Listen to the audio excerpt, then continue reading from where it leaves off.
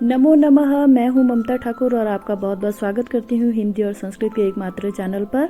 आज मैं आपको एक कहानी सुनाने वाली हूं गुरु भक्त उपमन्यु की, जिसकी उसके गुरु के द्वारा परीक्षा ली गई और वो किस प्रकार से परीक्षा में सफल होते हैं, ये कहानी आज हम सुनेंगे। और इसी तरह की अन्य पौराणिक कथाओं को सुनने के लिए मेरे चैनल को सब्सक्राइब ज़रूर करें और कहानी आपको अच्छी लगे तो लाइक भी करें और इसे अन्य लोगों में शेयर भी करें। तो कहानी है महर्षि धौम्य के 3 शिष्यों की और उनका नाम था उपमन्यु, आरुणि और वेद। एक बार उपाध्याय महर्षि धौम्य ने उपमन्यु को आदेश दिया, वत्स उपमन्यु, तुम गौओं की रक्षा करो, अर्थात गौओं को चराओ और उनकी रक्षा भी करो। तो महर्षि धौम्य के द्वारा इस प्रकार से आज्ञा दिए जाने पर उपमन्यु गौओं की रक्षा करने लगा। वह दिन भर गौओं की रक्षा में रहकर संध्या के समय गुरुजी के घर पर आता और उनके सामने खड़ा हो नमस्कार करता। उपाध्याय ने देखा उपमन्यु खूब मोटा ताजा हो रहा है।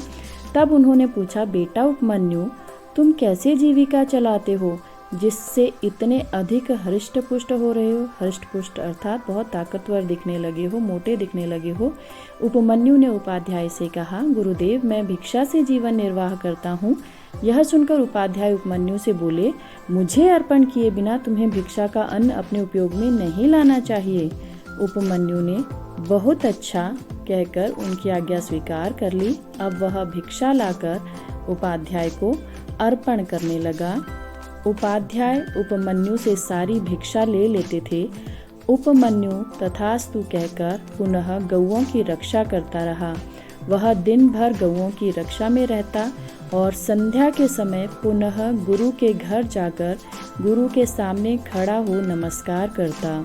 उस दशा में भी उपमन्यु को पूर्ववत हृष्ट पुष्ट ही देखकर उपाध्याय ने पूछा, बेटा उपमन्यु, तुम्हारी सारी भिक्षा तो मैं ले लेता हूँ, फिर तुम इस समय कैसे जीवन निर्वाह करते हो? उपाध्याय के ऐसे पूछने पर उपमन्यु ने उत्तर दिया, भगवान, पहले की लाई हुई भिक्षा आपको अर्पित करके अपने लिए दूसरी भिक्षा लाता हूँ और उसी से अपनी जीविका चलाता हूँ। यह सुनकर उपाध्याय ने कहा, यह न्याययुक्त एवं श्रेष्ठ वृत्ति नहीं है। तुम ऐसा करके दूसरे भिक्षाजीवी लोगों की जीविका में बाधा डाल रहे हो, अतः लोभी हो। तुम्हें दोबारा भिक्षा नहीं लानी चाहिए। उसने तथास्तु कहकर गुरु की आज्ञा मान ली और पूर्ववत गौओं की रक्षा करने लगा। एक दिन गायें चराकर वह सायंकाल को उपाध्याय के घर आया और उनके सामने खड़े होकर उसने उन्हें नमस्कार किया। उपाध्याय ने उसे फिर हृष्ट पुष्ट देखकर पूछा, बेटा उपमन्यु, मैं तुम्हारी सारी भिक्षा ले लेता हूँ और अब तुम दोबारा भिक्षा भी नहीं मांगते, फिर भी तुम बहुत मोटे हो।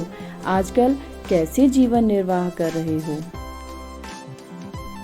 इस प्रकार पूछने पर उपमन्यु ने उपाध्याय को उत्तर दिया, भगवान, मैं इन गौओं के दूध से जीवन निर्वाह करता हूँ। यह सुनकर उपाध्याय ने उससे पूछा, मैंने तुम्हें दूध पीने की आज्ञा नहीं दी है, अतः इन गौओं के दूध का उपयोग करना तुम्हारे लिए अनुचित है।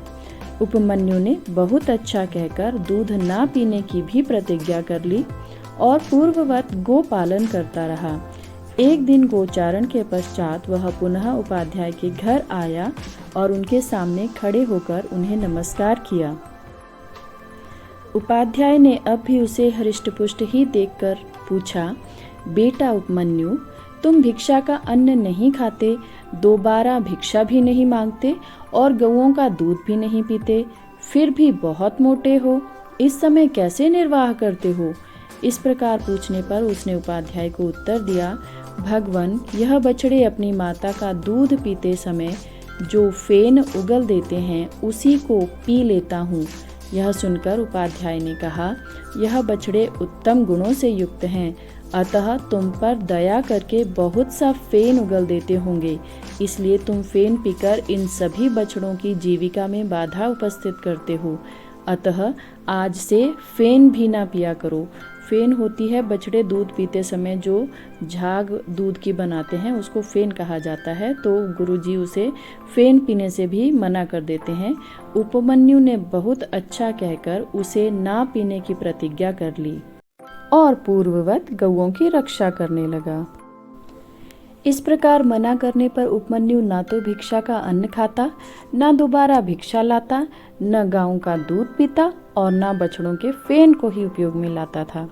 अब वह भूखा रहने लगा। एक दिन वन में भूख से पीड़ित होकर उसने आक के पत्ते चबा लिए। आक के पत्ते खारे, तीखे, कड़वे और रूखे होते हैं। उनका परिणाम तीक्ष्ण होता है। अतः उनको खाने से उपमन्यु की आंखों की ज्योति नष्ट हो गई। वह अंधा हो गया। अंधा होने पर वह इधर उधर घूमता रहा, अतः कुएं में गिर पड़ा। तदनंतर का अर्थ होता है उसके बाद।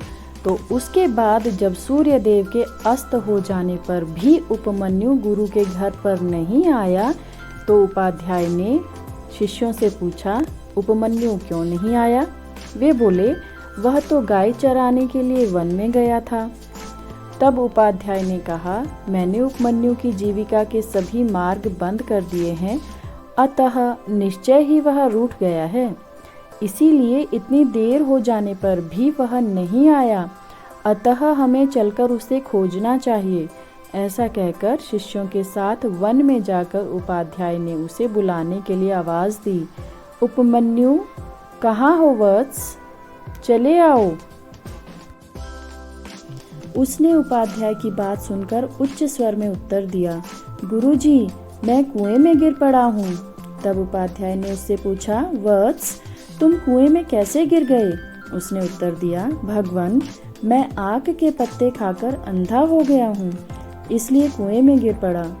तब अन्य शिष्यों की सहायता से उपाध्याय ने उसे कुएं से बाहर निकाला और कहा, वत्स, दोनों अश्विनी कुमार देवताओं के वैद्य हैं, तुम उनकी स्तुति करो, वे तुम्हारी आंखें ठीक कर देंगे। उपाध्याय के ऐसा कहने पर उपमन्यु ने अश्विनी कुमार नामक दोनों देवताओं की ऋग्वेद के मंत्रों के द्वारा स्तुति प्रारंभ की। उपमन्यु के द्वारा स्तवन करने पर दोनों अश्विनी कुमार वहां आए और उससे बोले, उपमन्यु, हम तुम पर बहुत प्रसन्न हैं। यह तुम्हारे खाने के लिए पुआ है, इसे खा लो। उनके ऐसे कहने पर उपमन्यु बोला, भगवान, आपने ठीक कहा, तथापि अर्थात फिर भी मैं गुरुजी को निवेदन किए बिना इस पुए को अपने उपयोग में नहीं ला सकता, अर्थात मैं गुरुजी की आज्ञा के बिना इस पुए को नहीं खा सकता। तब दोनों अश्विनी कुमार उससे बोले कि आपके उपाध्याय ने भी हमारी इसी प्रकार स्तुति की थी, उनसे प्रसन्न होकर हमने उन्हें भी इसी प्रकार पुआ खाने के लिए दिया था। हमारे कहने पर उन्होंने वह पुआ ग्रहण कर लिया था, अतः तुम भी वैसा ही करो। उनके ऐसा कहने पर उपमन्यु ने कहा, इसके लिए तो आप दोनों अश्विनी कुमारों की मैं बड़ी अनुनय विनय करता हूँ, अर्थात मैं आप दोनों से विनती करता हूँ कि गुरुजी को निवेदन किए बिना मैं इस पुए को नहीं खा सकता, अर्थात मैं गुरुजी की आज्ञा के बिना इसे मैं ग्रहण नहीं कर सकता। यह सब देख अश्विनी कुमार बहुत प्रसन्न हुए। वे बोले, हम तुम्हारी इस गुरु भक्ति से बहुत प्रसन्न हैं, तुम्हारे नेत्र ठीक हो जाएंगे और तुम कल्याण के भागी होगे। अश्विनी कुमारों के ऐसा कहने पर उपमन्यु को आंखें मिल गईं और उसने उपाध्याय के समीप आकर उन्हें सारा वृत्तांत कह सुनाया। उपाध्याय ऋषि धौम्य उस पर बहुत प्रसन्न हुए। वे बोले, जैसा अश्विनी कुमारों ने कहा है उसी प्रकार तुम कल्याण के भागी बनोगे। तुम्हारी बुद्धि में संपूर्ण वेद और सभी धर्मशास्त्र स्वतः स्फुरित हो जाएंगे। स्फुरित अर्थात प्रकट हो जाएंगे और स्वतः अर्थात स्वयं ही। मैं तुम्हारी गुरु भक्ति से अत्यंत प्रसन्न हूँ। तुम्हारी गुरु भक्ति अविस्मरणीय है। ये थी हमारी आज की कहानी और आपने अभी तक चैनल को सब्सक्राइब नहीं किया है तो सब्सक्राइब कर दीजिए और कहानी को अपने मित्रों में भी शेयर कर दीजिए। वीडियो को अंत तक देखने के लिए आपका बहुत बहुत धन्यवाद।